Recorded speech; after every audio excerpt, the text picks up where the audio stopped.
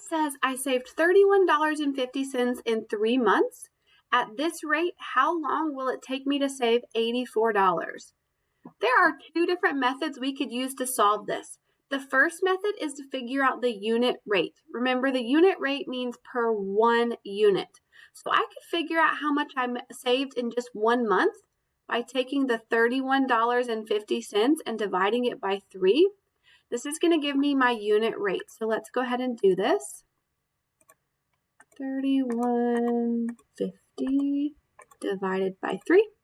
So this means that I saved $10.50 per month. I'm going to go ahead and put per month, so I remember that's my unit rate. If I save $10.50 every month, then I could start adding $10.50 until I get to a total of 84. Or I could take 84 and divide it by $10.50 to see how many months I would have to save. I'm going to go ahead and I'm going to divide it. I think that'll be a little bit faster. 84 divided by $10.50. This tells me that I have to save for 8 months. Now, if you had done it the other way and you had taken like 10.5 and you had just kept adding it or multiplying it, you would still see that it would have to be 8 months before you had $84. That is how you would do it using the unit rate.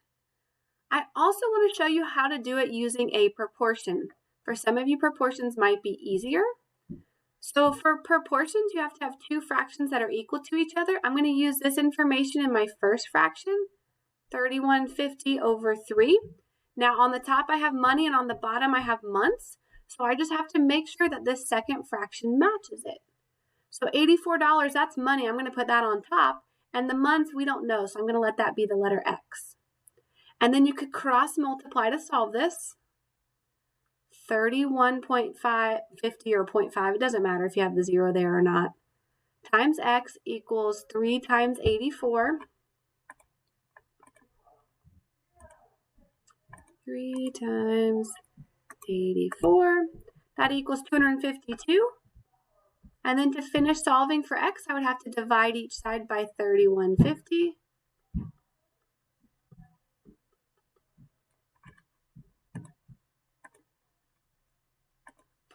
252 divided by 31.50 is 8, which we already knew the answer had to be 8 months, but those are the two different ways that you could solve to get it there. You could find the unit rate and then multiply that or divide it by 84, or you could set up your proportions and cross multiply and divide.